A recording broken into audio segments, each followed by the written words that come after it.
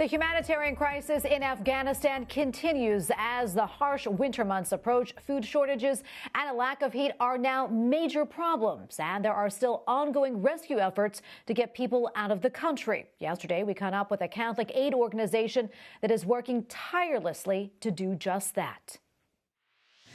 Joining us now is Jason Jones, president of the Vulnerable People Project and host of the Jason Jones Show, and Mustafa Assady, director of the Vulnerable People Project. Gentlemen, thank you both so much for being here. We appreciate it. Jason, I want to start with you. We've talked to you over the past few weeks, checking in with you as recent as just last week. Can you fill us in on the progress that's been made in just the past week? I know you brought up some countries that were helping Christians. Yeah, first of all, thank you for having us on. EWTN has been with us every step of the way, and it actually has played a key role in some people being evacuated. In fact, somebody who saw us on your program the first time I was on just landed in the United States yesterday, so that was a big day. So we've had countries step up like Brazil, giving visas for Christians. Another country has stepped up to allow us, they've given us landing rights so we can bring people there, but we only have 90 days to find a place to resettle them. And but the real challenge now is we've been overwhelmed with requests. We've created a system to deliver food, wood, coal, and propane for people because it's getting very cold. We have Christians in safe houses all over Afghanistan. It's getting very cold. So that's become the big challenge for us now. We're still continuing to look for ways to evacuate people to neighboring countries, to resettle them permanently once we get them to neighboring countries. But the UN has predicted over 1 million people dying of starvation this year in Afghanistan. And by God's grace, so many of these Christian communities now are connected with us. And so we have this big burden of making sure that they have food and that they have heat, and that they have a roof over their heads. Yeah, I want to talk to you, Mustafa, a little bit more about that. You know, we're hearing these stories. It's so bad with a famine that families are actually selling their children, their daughters. Can you talk a little bit more about that and that situation for heat and shelter as well? Sure.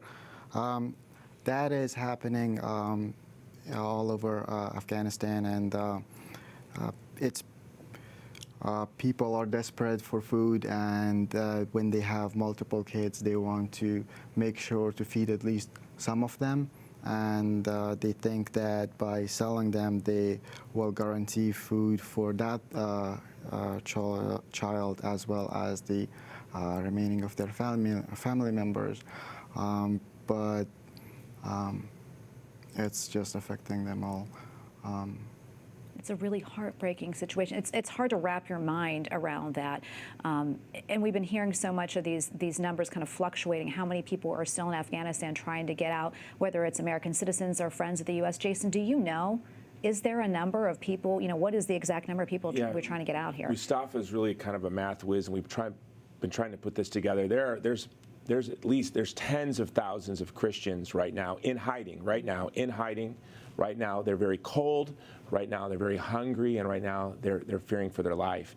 Just last week, I was at my son's swim meet, and I get a ding on my phone, and it was a thank you letter that Mustafa had forwarded to me from young women that we had helped evacuate to a neighboring country, thanking us, saying that they had given up hope, that God would spare their life. They were just praying that God would preserve their chastity and their honor. And really, we talk about the power of prayer and how important that is.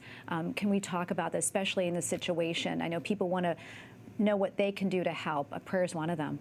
Yeah, we've had a lot of miracles, like miracle after miracle after miracle. And so we need everyone to keep praying. That's something all of us can do, to be thoughtful of them, for them to know. And Mustafa shares, if you can share a little bit about, they know we're praying for them, they know we're working for them, and this gives them hope. It was when they had given up hope, they were still prayed every day, and they asked me to join them in prayers. And when I was about to give up hope, I got a call from our mutual friend who introduced us, and we were able to help those girls, evacuate them and help get them to safety. And it was something else. I thought that they were going to die, and that they were, or worse, they would become sex slaves. That thought was very difficult. It was, I didn't know what to do, and then just the next morning, I got a call, and we were able to help them. So it was just, I think it was their prayers and that guided us and guided them to safety. Yeah, an incredible miracle, and a lot of prayers yesterday. Big day yesterday here in Washington, D.C., Supreme Court. Let's talk about that. I was explaining to Mustafa that really our foreign policy reflects Roe v. Wade. Abandoning Afghanistan so thoughtlessly the way we did, Joe Biden saying, no regrets, that's the fruit of Roe v. Wade. That is the fruit of Roe v. Wade. That's the fruit of denying our founding principle, the inviolable beauty and dignity of the human person. That our politicians threw that principle around to inspire Americans to go to war and to nation build. But when they wanted to leave, they forgot everything they said. And so Dobbs is about more than just protecting the child in the womb from violence. It's about uniting our nation, and it's about us once again becoming the city on the hill, because sometimes I feel like there's no city on the hill in the world anymore. There's no country for people to look up to. And Dobbs, I think, is the beginning of the United States moving towards a culture of life, and we're the hegemon. We're the most powerful country in the history of the world. How beautiful it will be when we, once and for all, truly assent without contradiction to our founding principle. Yeah. Well, gentlemen, thank you so much, and well said. Thank you so much for being here and speaking with us, and thank you so much for what you two are doing. God bless you both. Thank you. Thank you.